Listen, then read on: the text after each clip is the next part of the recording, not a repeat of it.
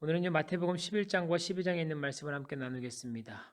오늘 말씀에서는요 예수님의 사역이 어떠했는지 그 사역에 대한 긍정적 부정적 평가가 소개되고 있습니다. 그리고 예수님은 어떤 분이신지 그 정체성에 대한 부분도 담겨져 있습니다. 1에서 6절 말씀 보면요 예수님에 대해서요 좀 불신을 하고 있는 듯 아니면 뭔가 애매한 모습을 보이고 있는 세례 요한의 모습이 등장하게 되어집니다. 세례 요한은요 헤롯 왕의 부정한 행동을 지적했다가 감옥에 갇혔던 인물이죠. 이런 불신의 모습을 보고 예수님께서는 6절 말씀에 나로 인해 걸려 넘어지지 않는 사람은 복이 있다. 예수님을 의심하지 않는 사람이 복이 있다는 것이지요. 여러분 세례 요한은요 예수님을 정말 불신했던 것일까요? 저는 그렇게 보지는 않습니다. 7절 말씀 보면 요한은요 바람에 흔들리는 자가 아니다라고 얘기하고 있어요. 요한의 어떤 특성을 가리켜 가지고 그는 바람에 흔들리는 갈대가 아니다라는 것이, 그러니까 요한은 큰 의심을 한 게 아니다라고 얘기하는 것으로 해석할 수도 있지요. 여러분 요한은 예수님을 가리켰어요. 세상 죄를 지고 가는 하나님의 어린 양이다.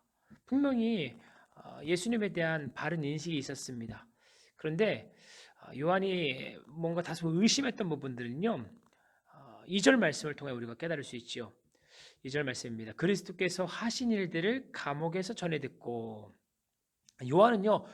예수님이 메시아라는 것을 의심하지는 않았던 것 같습니다. 그런데 예수님께서 하셨던 그 일들이 자기가 생각하는 그 메시아의 일이 아니다라고 생각했던 것 같습니다. 예수님 자체에 대한 의심이라기보다는요, 예수님이 하신 일에 대한 의심이죠. 그러니까 예수님이 오셔가지고요, 뭐 찍어서 뭐 나쁜 사람들을 불에 던지거나 쭉정이는 태워 없애버리거나 뭐 헤롯 같은 사람들은 심판하시는 그런 정치적인 메시아로 요한은 생각했던 것 같습니다. 그런데 예수님의 하고 있는 그 일련의 그 태도들을 보면요, 예수님은 죄인들을 용서하고 치료해 주십니다. 그리고 자신들의 제자들은 힘든 생활을 하고 있는데 예수님은 죄인들과 먹고 마시는 모습을 볼 때 예수님의 그 하셨던 일 때문에 세례 요한은 그 마음에 다소 불안 내지는 그런 의심이 있었던 것 같습니다. 그렇기 때문에 말씀을 통해 요한이 그 부분들을 잘 깨달았으면은 그 마음 가운데 선입견을 버릴 수 있을 건데 그 말씀에 대한 이해가 조금 부족했던 것 같습니다. 그러니까 메시아 예언은 심판만 행하는 그런 메시아로 그가 인식했던 것 같습니다. 7절과 15절에 보면요. 요한에 대한 평가를 예수님은 그래도 긍정적으로 하시지요. 예수님께서 요한을 어떻게 평가하십니까?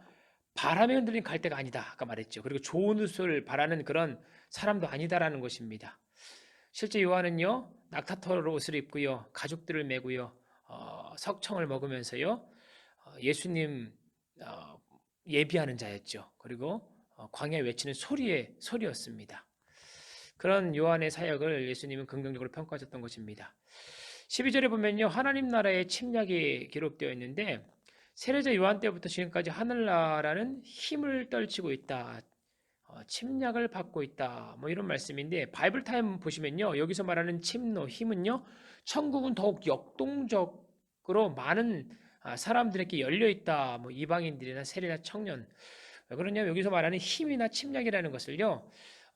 침략을 한다 아니면 침략을 받는다 이 둘 다 원어는 해석이 될 수 있기 때문에 사람들은 이것을 해석하기 좀 어렵습니다. 만약에 천국이 침략을 받는다면요 하나님을 믿는 사람들은요 점점점 도적질 당하고 죽이고 멸망당하는 그 고통과 힘든 거 어려움에 처한다고 해석할 수 있고요.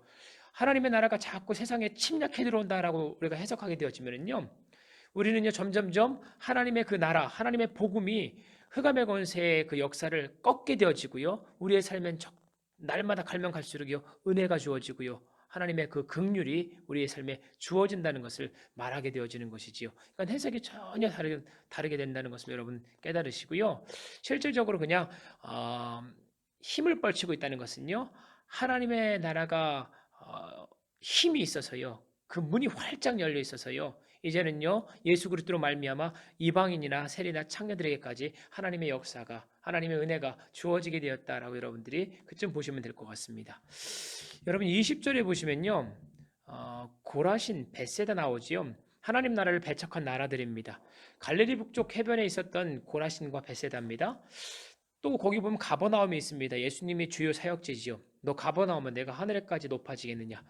예수님께서 많이 기적을 일으키셨던 곳인데도 불구하고 회개하지 않는 나라들이었습니다. 23절에 그런 나라들을 향하여서 화 있을진정. 화라는 것은 통곡하는 탄식을 가리켜 말하는 것입니다. 또 두로와 시돈을 우리 고라신과 벳세다에 이렇게 비교하여서 얘기하죠. 두로와 시돈도 하나님을 대적했던 지역이지요. 구약에서 이들 두 도시는요, 자신들의 부유함에 눈이 멀어 하나님을 거역한 교만한 이방 도시들로 자주 언급됩니다. 소돔은 어떻습니까? 온갖 폭력과 성적 문란함이 넘쳤던 곳이죠.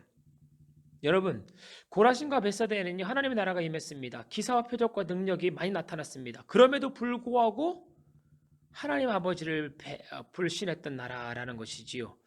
그러니까 기적을 실제로 보았던 은혜와 특권을 누렸던 나라인데 그런 특권만 누리고 하나님의 그런 역사를 믿지 못했던 사람들에게는 더 큰 심판이 있을 수 있다. 왜? 그런 특권을 누리지 못했던 나라들, 그런 나라들도요, 하나님 앞에서요, 믿음으로 나아가는 나라들이 있고, 또 그런 나라들 중에서는요, 그런 특권을 누리지 못했기 때문에 도리어 심판에 처했던 나라가 있을 수 있습니다. 그런데 고라신과 벳세다는요, 그와 같은 특권을 누렸다는 것이에요.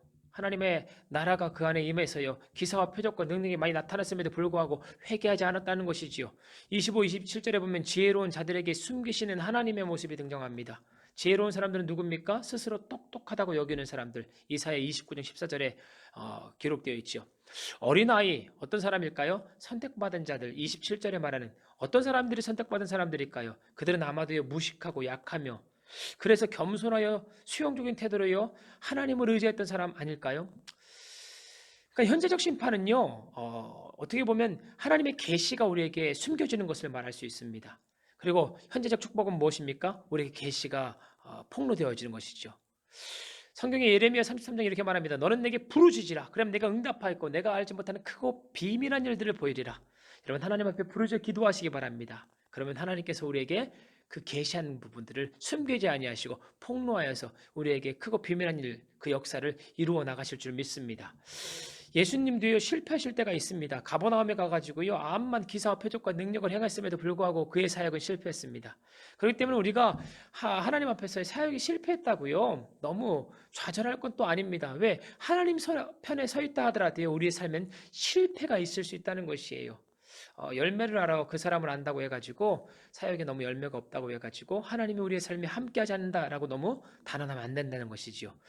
28, 30절에 수고하고 무거운 짐진 자, 여러분 모든 사람들을 주님의 쉼으로 초청하고 있는 모습이죠. 문맥으로 봤을 때 어떤 사람을 초청하고 있느냐? 어린아이와 같은 자들을 향한 초청 아닐까요? 연약한 자들. 그러니까 스스로 지혜롭다고 여기지 않는 자들이죠. 그 문맥으로 보면요. 여기서 죄의 짐이라는 것을 문맥적으로 보면요, 바리새인들이 잘못 해석한 율법이라고 볼 수 있습니다. 그들은요, 형식과 의식을 가지고 율법을 행했지 하나님의 마음 그 중심, 하나님의 뜻을 가지고는요, 하나님의 그 율법을 행하지 않았다는 것이지요. 그런 율법을 가지고 사람들 어깨에 짊어지니까 사람들은요, 굉장히 큰 짐이 되어집니다. 예수님은요, 자신의 멍에를 지고 자신을 따르라고 얘기하는데 거기서 말하는 멍에는 뭐냐? 바리새인과 서기관들이 말했던 의가 아닌 바리새인과 서기관들이 말했던 그런 거칠애적인 율법이 아닙니다. 예수 그리스도와 함께 관계함으로 말미암아 그 내면으로부터 흘러 넘쳐나는 그 기쁨을 가지고 그 관계성 속에서요 그 내면의 동기마저도요 하나님 앞에 자연스럽게 순종할 수 있는 그와 같은 새로운 율법 해석 그리스도의 법이라고 할 수 있는 것이죠. 그것이 멍에라는 것이에요. 그 멍에를 жил머지고 예수님을 따르라는 것입니다. 29절에 내 멍에는 메고 내게 배워라. 왜 그렇습니까? 예수님은 마음이 온유하고 겸손하신 분이기 때문에, 그러니까 예수님과의 관계로의 초청을 말하고 있는 것입니다. 마태복음 12장에 보면은요 안식일과 치유, 표적에 대한 세 가지 논쟁이 있습니다. 안식일, 오늘날로 말하면 주일인데 대부분 그 안식이라면 무조건 쉬라라고 생각하시는 분들이 있습니다. 아무것도 일하지 말아라. 그 당시 종교 지도들도요 예수님께서 일하는 것을 보고요 죽일 공모까지 했습니다. 14절에 보면은요 왜 그렇게 안식일이 그들에게 예민한 주제였을까 한번 생각해 볼 수 있는 근거들이 등장합니다. 여러분 바리새인과 서기관들은요 적대적이었던 헤롯과 공모까지 하여서 예수님을 죽이려고 했습니다. 그 이유가 있지요. 예수님은요 안식일을요 지키지 않았어요. 그 당시 법대로요. 여러분 고대 근동의 종교를 보면요 할례도 있습니다. 신전도 있고요. 성전도 있다는 것이죠. 번제, 제사의 그런 유사함이 있습니다. 그리고 율법도 있었습니다. 그런데 유대교에만 유일하게 있던 게 뭐냐? 안식일이에요. 그래서 그들은 선민 사상을 갖고 있습니다. 그래서 안식일에 대해서 그들은 굉장히 예민했던 것입니다. 출애굽기 20장 10절에 보면 여호와의 안식일은 아무 일도 하지 말아라. 굉장히 그들은 엄격하게 지켰죠. 1200m 정도의 거리는 여행을 그 당시에 하면 안 돼요. 안식일에는요. 음식 장만도 하면 안 됩니다. 부부관계는 더 안 됩니다. 엄청난 세칙이 따랐다는 것입니다. 그런데 예수님이 그 안식을 파괴하는 모습을 보니까 그들이 화가 났던 것이에요. 또 그 근거가 2절에 보면 밀, 이삭을 잘라 먹는 모습을 통하여서 나타나지요. 실제 예수님이 낫을 사용하지 않았기 때문에 그것은 불법이 아니었습니다. 사무엘상 21장 1절에 보면요, 낫을 사용하지 않으면요, 이렇게 추수의 그런 모습이 아니라고 가정하여 가지고 율법을 어기는 것이 아니라고 이야기했습니다. 여러분 진설병을 먹는 다윗이 등장하지요. 범죄자로 비난을 받지 않았다는 것이 특징입니다. 그러니까 여기서 다윗이 범죄자로 여김을 받지 않는 것은요, 그가 기름 부음 받은 하나님께서 특별히 그에게 기름을 부어 가지고 선택한 일꾼이었기 때문에 그는 안식일을 범하였어도 생명의 지장이 없고 하나님께 비난을 받지 않았다. 이런 말씀인 것입니다. 그런데 다윗은요 예수님의 그림자지요. 그러니까 온전한 기름 부음 받은 자 예수님이 와가지고요 안식일에 일을 하는 것 자체를 그들이 비난하면 안 된다는 것이지요.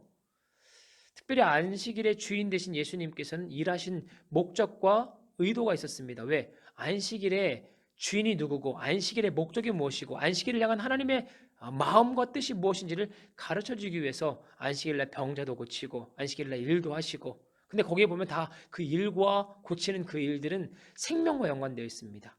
영혼 구원과 사람을 살리기 위해서는요 안식일을 그는 어기면서 그것이 하나님의 뜻이다. 하나님께서 안식일을 향한 하나님의 그 마음은 그런 예배나 아니면 그런 번제나 그런 것보다 인애다. 하나님을 사랑하는 마음이다.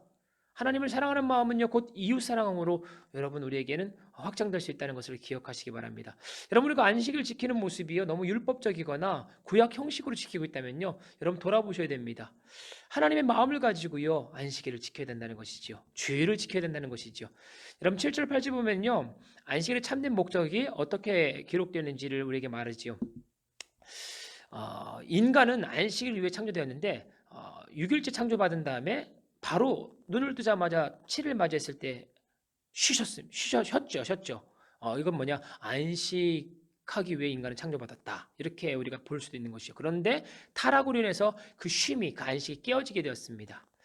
안식일, 안식년, 희년 무엇을 상징하는거요? 장차 온전한 안식을 소망하게 그림자처럼 우리에게 주어진 것이지요. 예수님께 오심으로 그 목적은 성취되었습니다. 안식일, 성전을 통해 안식을 얻는 게 아니라 예수님을 통해 안식을 누릴 수 있도록 하셨다는 것이지요. 구약의 안식일의 주권은 하나님께 있다는 것을 기억하시기 바랍니다. 신약의 안식일의 주권은 우리 하나님께서 보내신 자 그 예수님께 있다는 것을 기억하시기 바랍니다. 9절 10절에 안식일을 잘못 지켰던 자들, 참 예수님을 덫에 걸려 넘어뜨리게 하려는 그런 함정이 있죠. 한쪽 손이 오그라진 자를 안식일날 예수님이 고치나 안 고치나 눈여겨보고 있는 그 바리새인과 서기관들, 참으로 그들이 가지고 있는 종교적 열심은 무섭습니다. 그런데 그게 더 무서운 건 뭐냐? 그게 하나님께 영광이 되지 않는다는 것이에요. 22절에 바알세불의 사건이 등장합니다. 여러분 바알세불은요